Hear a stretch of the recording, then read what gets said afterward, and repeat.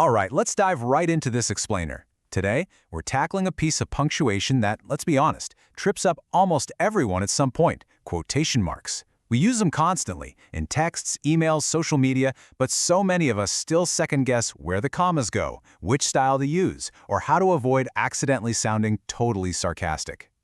Now, to see exactly why getting this right actually matters, picture this. You're walking down the street and you see a sign outside a restaurant boasting that they serve fresh fish today. But the word fresh is written in quotation marks. Would you eat there? Yeah, you'd probably keep walking. Those little marks accidentally make the fish sound highly suspicious. One tiny punctuation mistake can completely wreck your intended meaning. And today, we're going to make sure that never happens to your writing. Here's our roadmap for today's explainer.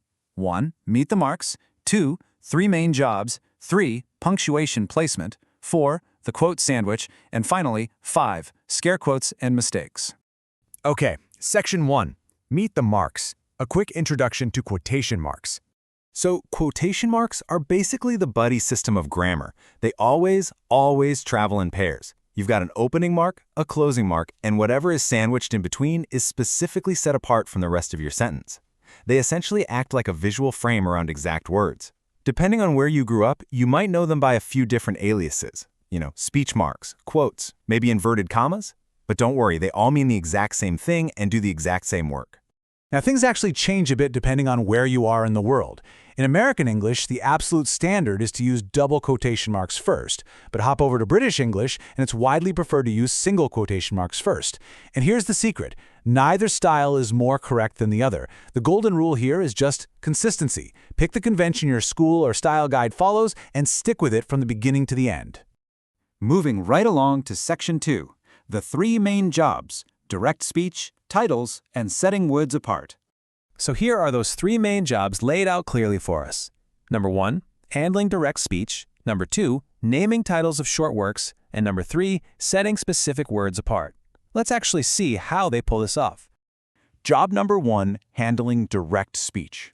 When you drop quotation marks in here, you're making a strict promise to your reader that you are repeating someone's exact word-for-word speech. The absolute second a reader sees that opening mark, they know the narrator has stopped talking and a character has stepped in. The marks literally frame the exact phrase, "Open your books."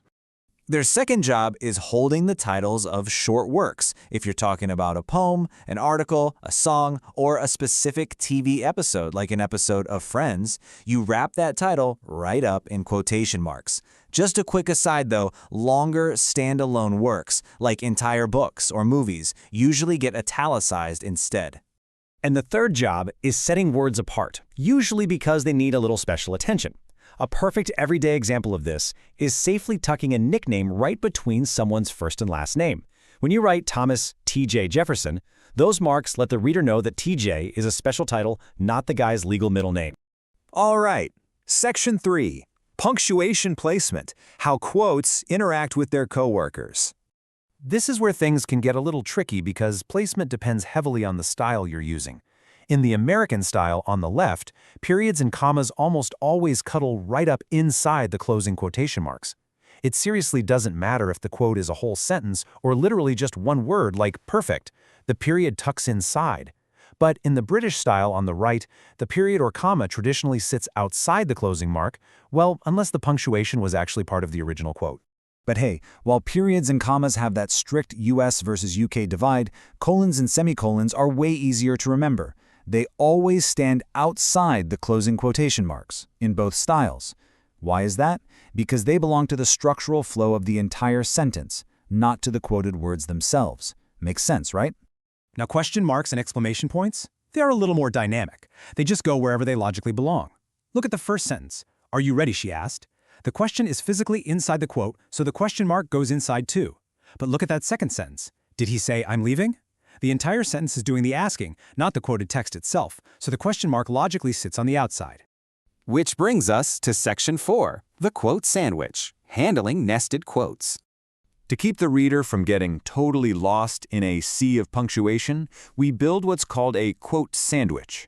Following the American standard rule, you build it layer by layer. Step 1. You use double marks on the outside for the main quote. Step 2. You use single marks on the inside for the nested quote.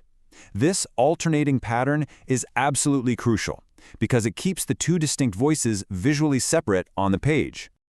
And here's that sandwich in action. Emma is the one speaking, so her entire statement gets those double quotation marks on the outside. But Emma is repeating what someone else said, come tomorrow, so those inner words get safely wrapped up in single marks. Double on the outside, single on the inside. Without this visual sandwich, your reader honestly wouldn't know who was saying what. Let's wrap up with Section 5, Scare Quotes and Mistakes. Basically, when punctuation goes rogue. First up, we absolutely have to talk about scare quotes. You know when someone is talking to you and they raise their hands and wiggle two fingers in the air? Air quotes. Well, scare quotes are just the written version of that physical gesture. When a writer wraps a word in scare quotes, they're signaling to you, hey, I'm using this term with doubt, or irony, or a heavy dose of sarcasm. Don't take this at face value. It's literally holding the word at arm's length. Just look at how much power these two little marks have. On the left, he has a big heart.